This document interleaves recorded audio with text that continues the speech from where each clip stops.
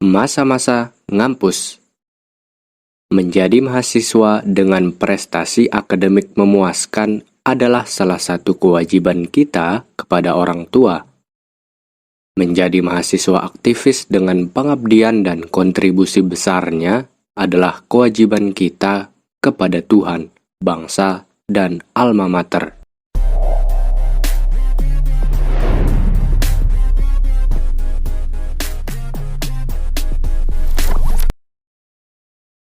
Mahasiswa spesial kayak apa? Mahasiswa spesial, apakah mereka yang IPK-nya selalu komlot, yang penelitiannya jadi juara di sana-sini, yang sibuk siang malam rapat organisasi, atau yang seperti apa? Kalau berbicara tentang mahasiswa yang spesial, pasti akan ada banyak persepsi yang muncul tentang kriteria mahasiswa spesial. Mahasiswa spesial adalah mahasiswa yang paripurna. Mahasiswa spesial, mahasiswa yang lengkap dan mampu menyeimbangkan aktivitasnya di dunia kampus. Saya biasa menggunakan tagline mahasiswa spesial atau ideal adalah mahasiswa yang aksinya hebat, IP-nya 4, ibadahnya kuat, dan lulusnya tepat. Mahasiswa yang tidak hanya mengejar IPK, indeks prestasi kumulatif, tapi mengejar IPK, indeks peradaban kumulatif. Baik, saya akan menjelaskan satu persatu dari keempat poin mahasiswa spesial. 1. Aksi hebat. Jelas, mahasiswa spesial harus berani beraksi, tidak hanya pandai menulis ataupun pandai berbicara.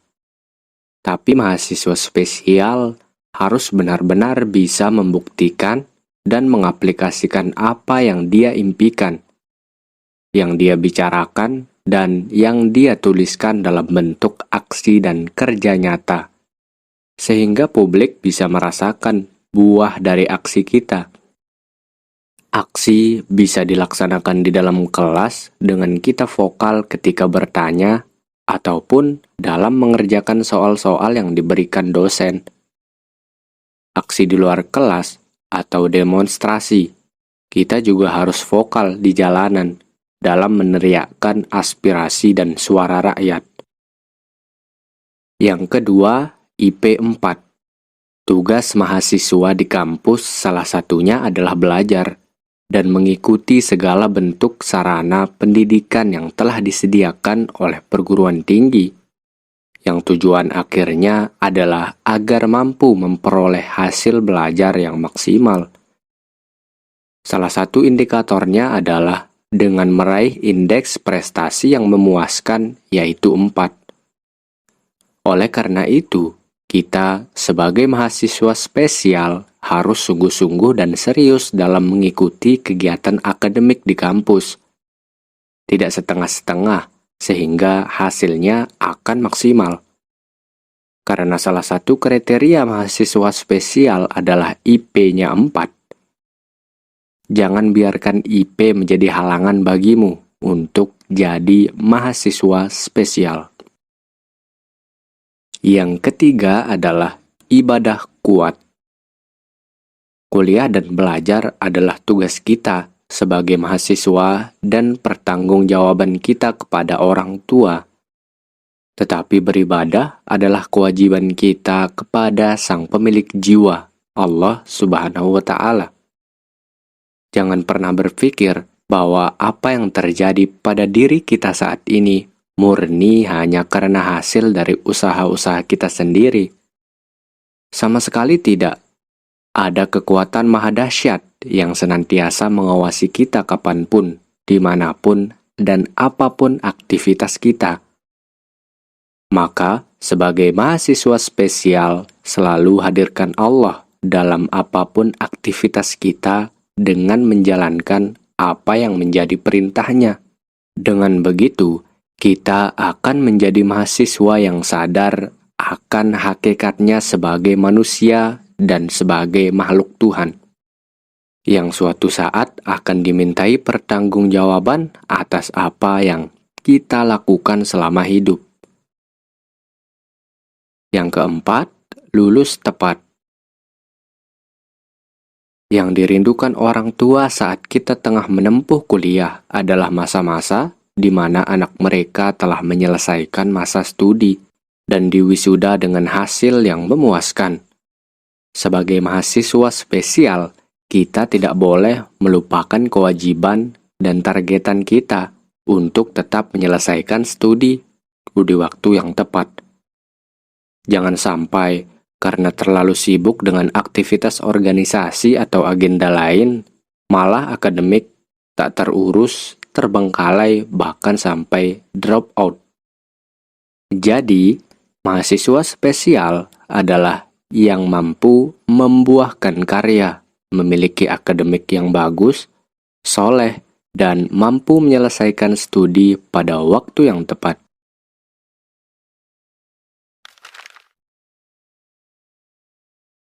Aktivis mahasiswa versus mahasiswa aktivis. Kalau ditanya mau jadi aktivis mahasiswa atau mahasiswa aktivis, jawaban saya adalah menjadi mahasiswa aktivis. Aktivis mahasiswa adalah mahasiswa yang aktivitasnya di kampus hanya sebatas aktivitas biasa-biasa saja, layaknya mahasiswa secara umum, yaitu kuliah, mengerjakan tugas, membuat laporan, hanya itu-itu saja. Artinya, mahasiswa ini hanya disibukkan dengan aktivitas akademik semata, sibuk mengejar karir akademis. Tidak ada yang menarik dan istimewa dari aktivis mahasiswa, karena semua mahasiswa di seantero negeri ini juga kuliah. Semua mahasiswa di seantero negeri ini juga mengerjakan tugas dan laporan. Berbeda dengan mahasiswa aktivis, mereka adalah mahasiswa juga seperti mahasiswa pada umumnya. Mereka mengikuti perkuliahan, mengerjakan tugas dan membuat laporan. Tetapi di luar aktivitas akademik mereka, para mahasiswa aktivis ini mempunyai kesibukan lain yang membedakan mereka dengan mahasiswa kebanyakan. Yang jelas bukan kesibukan mengejar akademik saja tentunya. Disinilah yang menjadikan para mahasiswa aktivis ini menjadi istimewa dan luar biasa. Kesibukan yang para mahasiswa aktivis ini lakukan adalah mereka mengisi waktu luang mereka dengan bergabung dalam lembaga-lembaga kemahasiswaan yang ada di kampus. Dan di sana, mahasiswa aktivis ini belajar tentang leadership, belajar tentang bagaimana mengelola tim, belajar manajemen diri dan orang lain. Di lembaga kemahasiswaan, para mahasiswa aktivis berusaha mengekspresikan potensi mereka, mengembangkan diri mereka, sekaligus mereka belajar untuk menjadi mahasiswa yang tidak hanya hidup untuk diri mereka sendiri, tetapi belajar untuk peduli, mengabdi, berkontribusi, dan hidup untuk orang lain. Di luar agenda-agenda kuliah, kesibukan mereka sebagai mahasiswa aktivis adalah melakukan rapat-rapat, membuat kegiatan-kegiatan yang bermanfaat untuk mahasiswa maupun masyarakat. Para mahasiswa aktivis ini sama sekali tidak dibayar, siang, sore, malam, rapat. Letih membuat kegiatan mereka lalui dengan penuh keikhlasan. Tak jarang, mereka harus rela mengorbankan waktu, tenaga, pikiran, bahkan finansial mereka untuk mensukseskan kegiatan-kegiatan lembaga. Jatuh sakit karena terlalu letih sudah biasa, namun mereka tak pernah mengeluhkan hal itu. Mereka sangat memahami dan meyakini bahwa mereka bergabung dalam lembaga kemahasiswaan atas dasar cinta dan keikhlasan. Panggilan jiwa yang menjadikan mereka konsisten dan komitmen untuk terus bergerak dan mengabdi untuk Tuhan, bangsa, dan alma mater. Dan mereka telah siap dengan berbagai macam konsekuensi yang nantinya akan mereka dapatkan dari sebuah keputusan besar untuk memilih jalan sebagai seorang mahasiswa aktivis. Itulah kenapa saya memilih untuk menjadi mahasiswa aktivis, karena mereka luar biasa dan istimewa.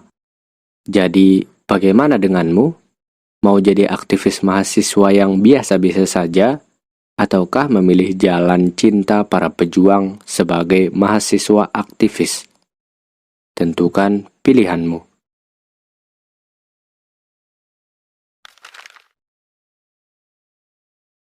Gak pinter ngomong, gak pede jadi aktivis.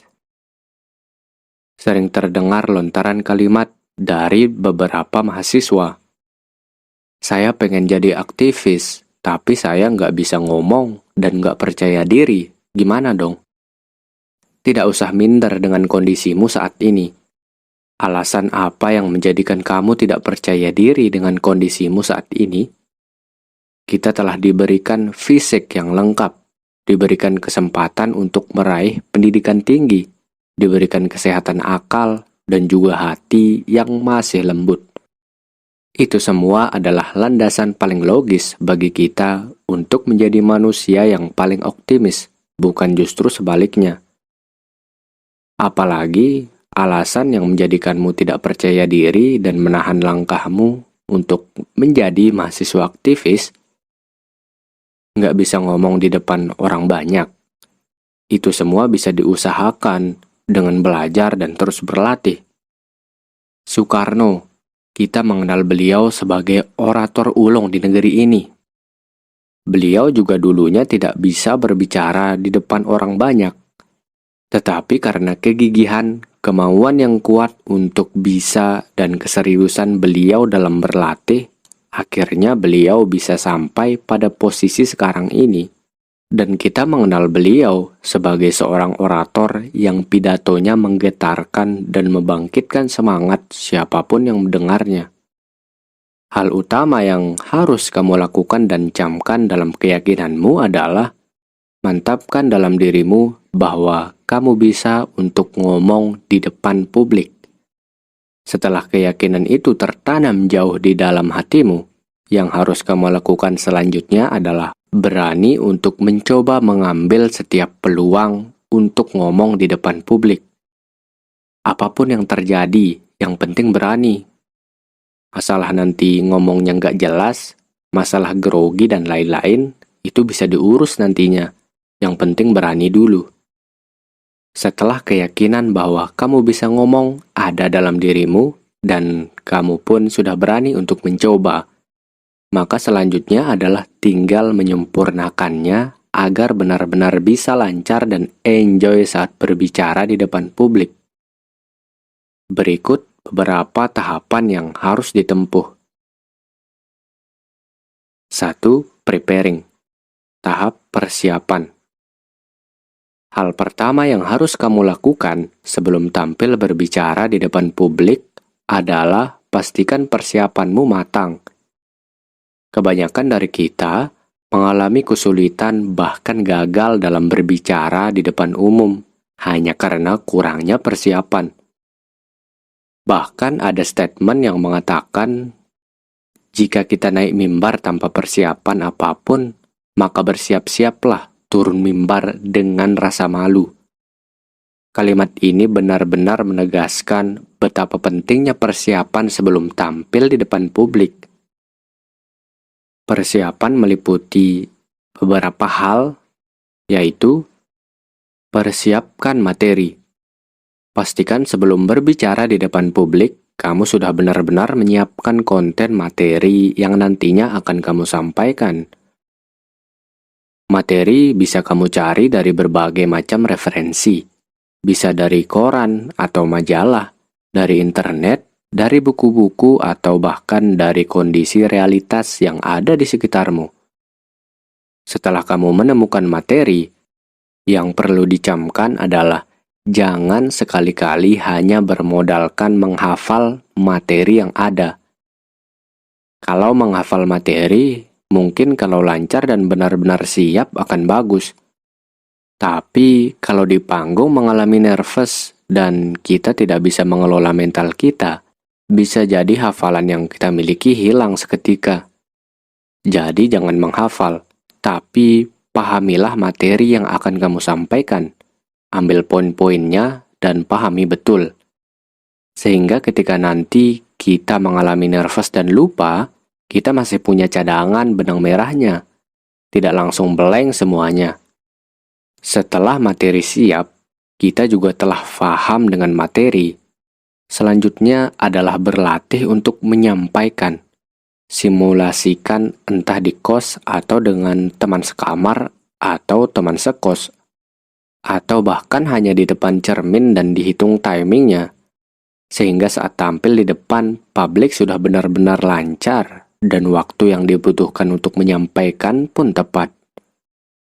Karena banyak di beberapa pembicara yang saat berbicara melebihi waktu yang disediakan panitia. Atau bahkan sebaliknya, waktunya masih banyak, tetapi malah kehabisan materi. Maka ini harus diperhatikan betul, kesesuaian materi dengan waktu yang tersedia. Beberapa catatan khusus dalam menyiapkan materi adalah: pastikan pemilihan materi disesuaikan dengan siapa yang nantinya yang akan menjadi audiens kita. Pastikan materinya padat dan tidak terlalu melebar dan keluar dari topik yang ditentukan panitia. Pastikan timing materi tepat sesuai dengan waktu yang tersedia. Selanjutnya, persiapkan mental. Setelah materi yang harus disiapkan, selanjutnya adalah persiapkan mental.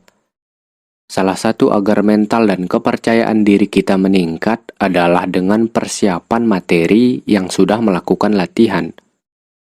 Tetapi tidak cukup hanya dengan itu. Persiapan mental yang lain juga harus dilakukan. Contoh adalah bagaimana kita memanajemen emosi kita. Ketika tiba-tiba kita berdiri di panggung sendirian dan jadi pusat perhatian ratusan atau bahkan ribuan orang.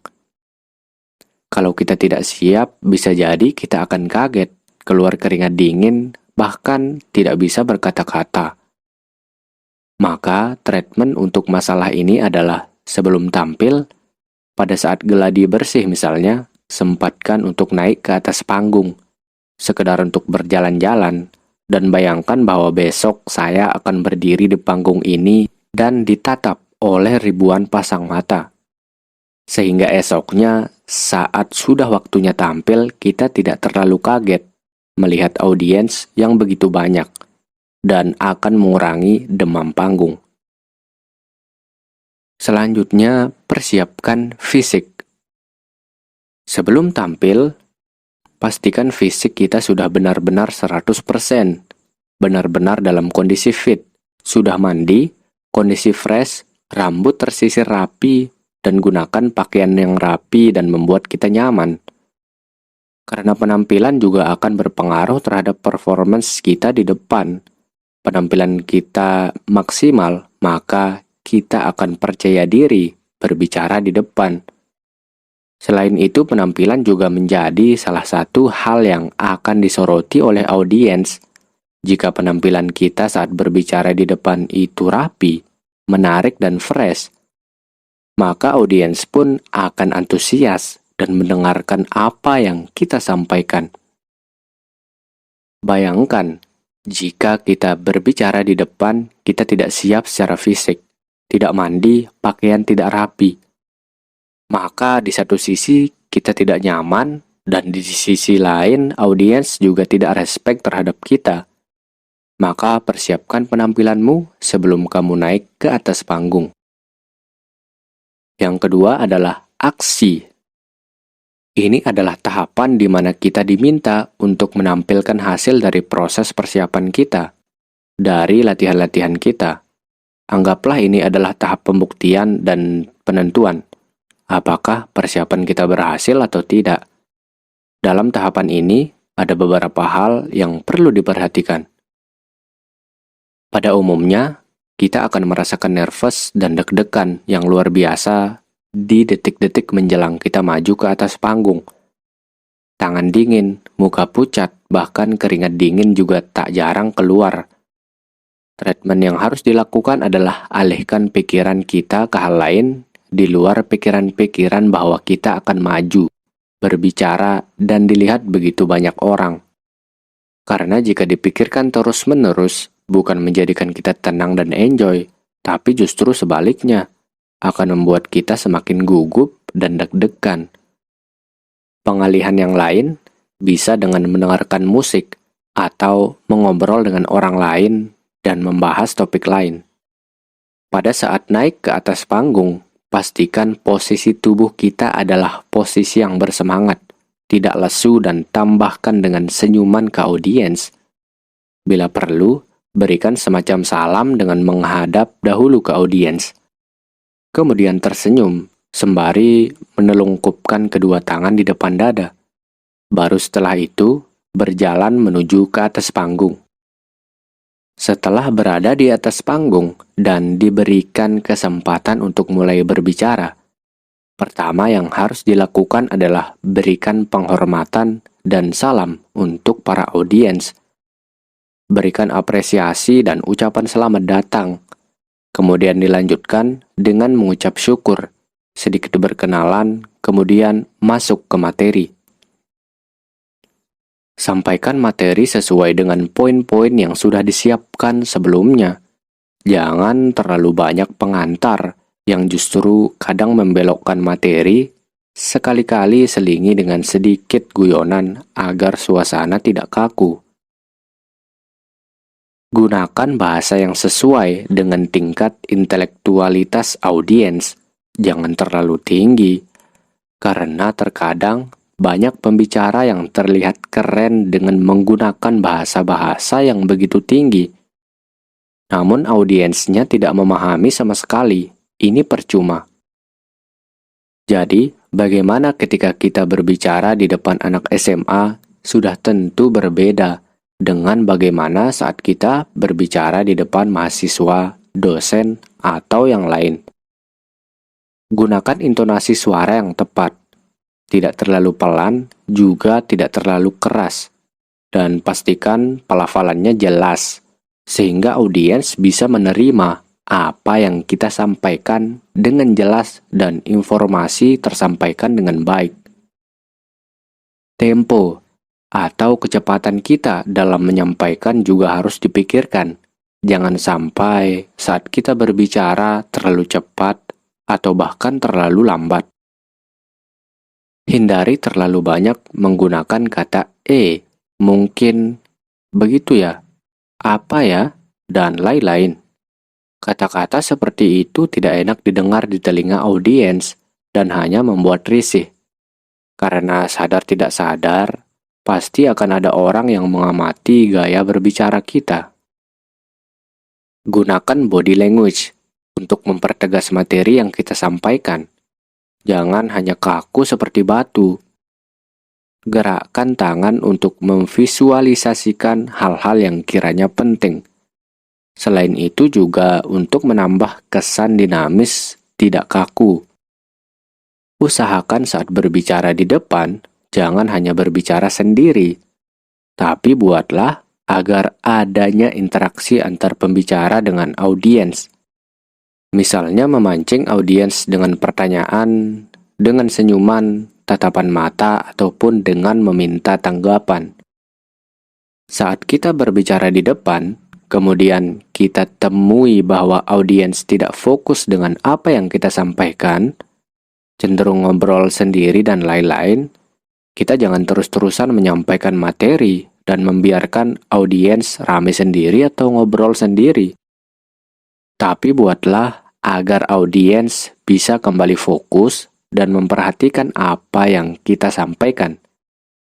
Misalnya dengan intermezzo sejenak ataupun game ringan yang menarik audiens untuk kembali melihat kita. Kemudian, jika kita dibenturkan dengan audiens yang cenderung menatap kita dengan sinis atau bahkan terkesan meremehkan, maka mental kita harus siap. Percaya diri harus benar-benar stabil. Ingat, Saat kita berdiri di depan panggung sebagai pembicara, itu menandakan bahwa forum itu adalah milik kita, bukan milik orang lain. Termasuk audiens adalah orang yang tengah berada di bawah pengaruh kita. Sehingga jangan sampai kita malah minder saat di depan panggung. Hanya karena tatapan sinis audiens. Mereka menatap sinis kepada kita, tatap balik dengan senyuman. Jika kita ditanya oleh audiens dan kita tidak mampu menjawab, maka usahakan jangan terang-terangan mengatakan bahwa saya tidak tahu jawabannya. Hindari jawaban seperti itu. Ingat, kita adalah pembicara yang dianggap paling menguasai materi yang sedang kita bahas pada forum itu. Maka, pandai-pandailah kita untuk memberikan argumen lain atau pandangan lain, atau ngeles saat kita tidak mampu menjawab suatu pertanyaan tertentu. Hal ini perlu dilakukan agar penerimaan kita di depan audiens tidak turun atau bahkan jatuh. Bayangkan kalau seorang pembicara ditanya oleh audiens dan tidak bisa menjawab, maka akhirnya audiens sudah tidak respek lagi kepada kita. Sebelum menutup pembicaraan, pastikan ada closing statement untuk memberikan penegasan tentang materi yang baru saja dibahas. Setelah itu, baru ditutup dengan ucapan terima kasih dan permohonan maaf, lalu akhiri dengan salam. Yang ketiga, evaluasi. Tahapan ini adalah tahapan di mana kita akan mengevaluasi dan mereview kembali bagaimana performa kita dari tahapan awal sebelum persiapan tampil. Tahapan ini adalah tahapan di mana kita akan mengevaluasi dan mereview kembali bagaimana performa kita dari tahapan awal persiapan sebelum tampil sudah maksimal atau belum. Hingga saat tampil di depan audiens, masihkah ada kekurangan atau tidak. Dengan adanya evaluasi, diharapkan kesalahan-kesalahan atau kekurangan kita dalam persiapan atau penampilan sebelumnya tidak akan terulang lagi di penampilan kita di masa yang akan datang. Hal yang paling penting dari public speaking adalah kita harus menyadari bahwa ada kekuatan yang maha tinggi yang punya otoritas terhadap diri kita, yaitu kekuatan Allah Azza wa Jalla. Mungkin usaha kita sudah maksimal, persiapan kita sudah total, dan seolah tidak ada kesalahan lagi.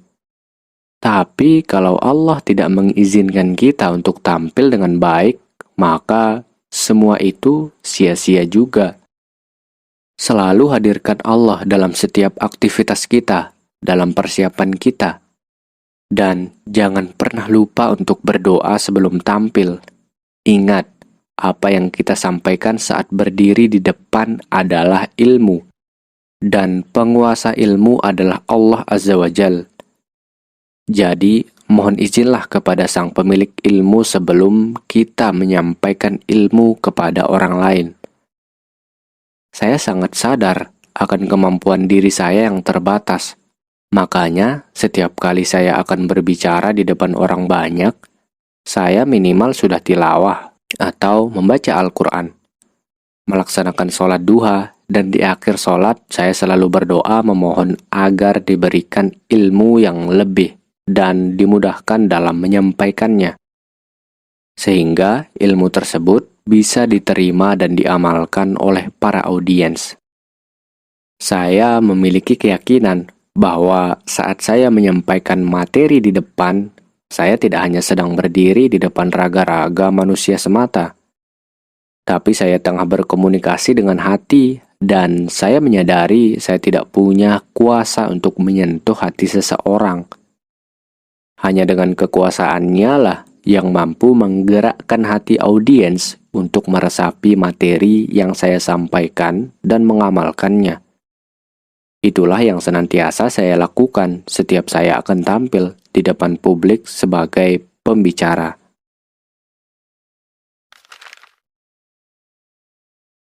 Jadi aktivis, buang waktu, dan bikin IP jeblok? Siapa bilang? Siapa bilang jadi aktivis itu buang-buang waktu? Justru sebaliknya, menjadi aktivis adalah usaha kita untuk menggunakan waktu dan memaksimalkannya untuk hal-hal yang positif. Memang benar, saat kita menjadi aktivis, waktu kita akan banyak diminta untuk rapat-rapat membahas kegiatan, untuk menyiapkan kegiatan, untuk belajar mengabdi kepada masyarakat. Memang benar, setelah kita mengikrarkan diri untuk menjadi aktivis, waktu kita untuk bersenang-senang akan berkurang. Waktu kita untuk beristirahat atau sekedar kongko dengan teman akan berkurang. Waktu kita untuk bisa menikmati liburan semester juga berkurang. Bahkan waktu kita berkumpul dengan orang tua juga berkurang. Tapi bukan berarti waktu-waktu yang kita gunakan untuk menjadi seorang aktivis dan pengorbanan-pengorbanan waktu yang telah kita persembahkan itu sia-sia. Sama sekali tidak. Waktu akan sia-sia jika tidak digunakan untuk hal-hal yang bermanfaat. Hanya untuk senang-senang, foya-foya, nongkrong gak jelas, dan lain-lain. Berbeda dengan pengorbanan waktu yang diberikan oleh para aktivis. Waktu mereka berkurang, mereka gunakan untuk mengembangkan diri, untuk belajar mengabdi, untuk belajar berkontribusi, dan berbagai manfaat kepada orang lain. Dan tidak ada pengorbanan waktu yang jauh lebih mulia kecuali untuk hal-hal tersebut. Siapa bilang dengan jadi aktivis bikin IP jeblok? Hanya mahasiswa yang tidak mampu mengelola diri dan waktunya yang akan berkata demikian. Banyak di sekitar kita, mereka mahasiswa-mahasiswa yang luar biasa. Di tengah begitu banyaknya agenda-agenda organisasi dan lembaga, di tengah kesibukannya mengikuti rapat-rapat menyiapkan kegiatan, mereka terbukti tetap mampu mengikuti kuliah dengan baik, mengumpulkan tugas tepat waktu, dan bahkan memperoleh IP yang luar biasa, bahkan komlot pada saat yudisium. Saya sendiri pernah membuktikan. Dari semester 1, saya sudah ikut aktif dalam kegiatan-kegiatan organisasi. Semester 2 hingga masa akhir saya di kampus, saya aktif terus di organisasi. Dan saya tidak pernah sekalipun mendapat IP di bawah 3, selalu di atas 3. IP jeblok atau tidak, bukan masalah dia aktivis atau bukan. Karena banyak juga di luar sana mahasiswa yang sama sekali bukan aktivis juga, tapi IP-nya jeblok. Jadi jangan pernah kambing hitamkan aktivis sebagai sebab kita mendapat IP jelek. Semua tergantung dari individu masing-masing. Kalau kita bisa memanajemen diri dan waktu kita, akademik dan organisasi kita, insya Allah saya pastikan kita akan menjadi mahasiswa yang seimbang, menjadi mahasiswa yang prestatif dengan IP selalu di atas 3, syukur-syukur kumlot, sekaligus aktif sebagai seorang aktivis kampus. Itulah mahasiswa yang diimpikan dan dirindukan orang tua dan calon mertua. Asik.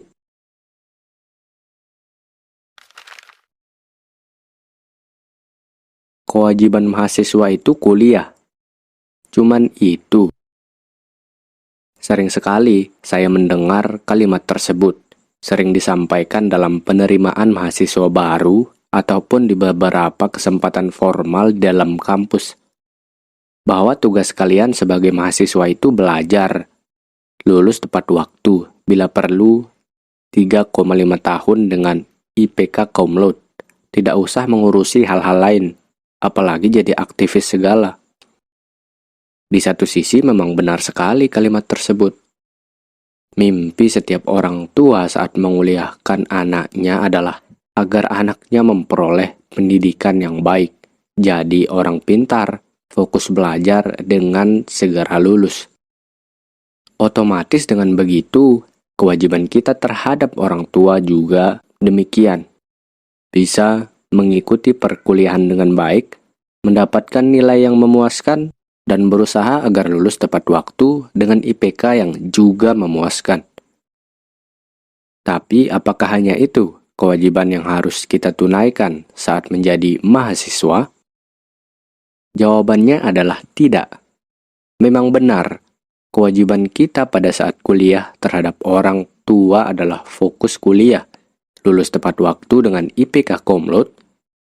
Tapi sadarkah kita sebagai mahasiswa bahwasanya ada kewajiban yang justru jauh lebih besar dan lebih berat dan harus kita tunaikan selama kita menjadi mahasiswa?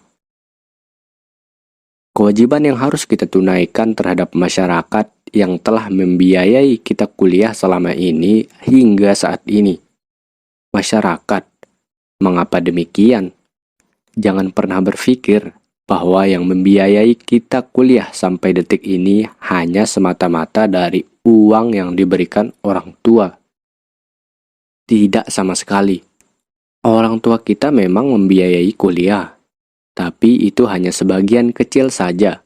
Sebagian besarnya justru pembiayaan kuliah kita dibiayai oleh negara, disubsidi.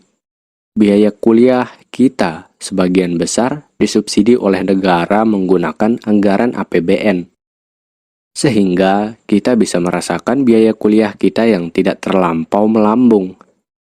Perlu kita ketahui bersama bahwa APBN itu diambil dari pajak. Dan tahukah kalian pajak itu dari mana? Pajak diambil dan ditarik dari seluruh masyarakat Indonesia tanpa terkecuali. Dari masyarakat level paling atas sampai masyarakat level paling bawah. Sadar tidak sadar, saat ini kita dibiayai kuliah dan disubsidi oleh para tukang beca, tukang sampah, para pedagang asongan, dan lain-lain yang setiap bulan membayar pajak. Pajak itu masuk ke APBN dan digunakan untuk menguliahkan kita semua. Bisa jadi bahkan anak-anak mereka sendiri saja tidak bisa melanjutkan kuliah seperti kita.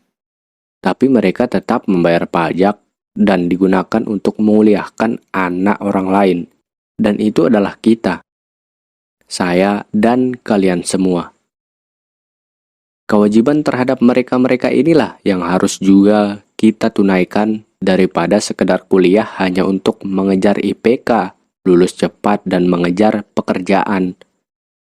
Jangan sampai kita hanya menjadi mahasiswa-mahasiswa yang tidak tahu diri dan tidak tahu diuntung.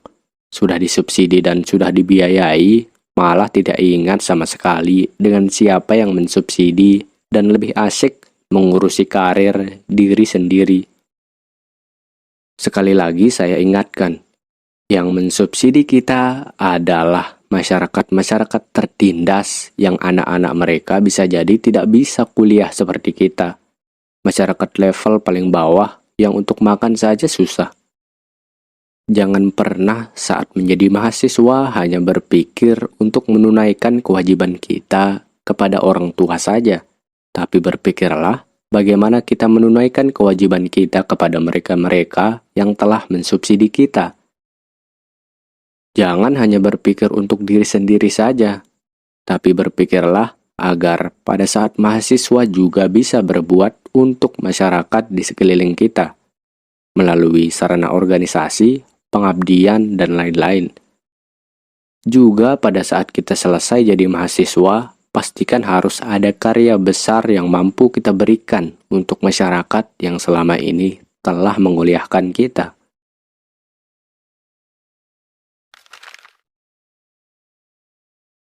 Aktivis itu kayak apa?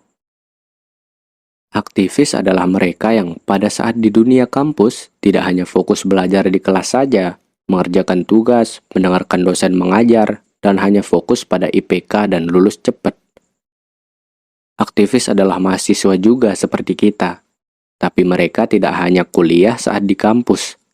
Mereka ikut bergabung dalam lembaga kemahasiswaan di kampus, atau dengan kata lain adalah mereka adalah para pengurus organisasi di kampus. Mereka telah mengikhlaskan diri mereka untuk bekerja dan membuat karya-karya besar bagi orang lain. yang mereka lakukan semata-mata untuk mengabdi dan belajar mengembangkan diri melalui organisasi yang mereka ikuti. Tidak ada niatan-niatan yang lain, apalagi niatan untuk mencari duit.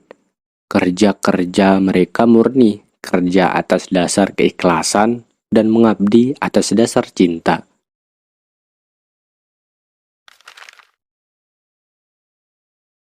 Organisasi itu apa? Organisasi adalah tempat di mana adanya sekumpulan orang yang bersatu, kemudian bekerja sama untuk mewujudkan tujuan yang sama, dan di dalamnya dipimpin oleh seorang ketua. Sederhananya, organisasi itu keywordnya ada 4, yaitu sekumpulan orang, bekerja sama, tujuan yang sama, dan dipimpin oleh ketua. Kalau di UNES sendiri, organisasi adalah lembaga formal yang berada di bawah naungan bidang kemahasiswaan, diberikan anggaran dan dipantau dalam pelaksanaannya, dan di akhir kepengurusan akan dimintai pertanggungjawaban melalui sidang LPJ akhir tahun. Karena organisasi selalu dikontrol dan akan dimintai pertanggungjawaban, maka dalam pelaksanaannya, setiap organisasi harus benar-benar mampu melaksanakan tugas dan fungsinya dengan baik dan penuh tanggung jawab. Sebuah organisasi yang baik harus memiliki visi dan tujuan organisasi yang jelas, agar organisasi tersebut memiliki targetan dan capaian yang jelas, tidak terombang-ambing dalam melangkah ke depan. Selain itu, tim yang berada dalam organisasi juga harus solid, agar mampu merealisasikan dan mewujudkan tujuan organisasi dengan maksimal, karena tim ini yang nantinya akan menjadi eksekutor dari apa-apa yang sudah direncanakan sebelumnya. Tidak kalah pentingnya, peran seorang ketua dalam organisasi juga harus berjalan maksimal. Sebagai pimpinan tertinggi sebuah lembaga, ketua yang harus memiliki visi yang jauh ke depan, mampu menggerakkan anggota timnya, mampu mengelola konflik, dan juga mampu mengayomi serta menjadi teladan bagi semua anggota organisasi, bahkan semua orang yang dipimpinnya. Begitulah seharusnya organisasi yang sehat, visi jelas, tim solid, dan karya-karyanya bisa dirasakan oleh banyak orang.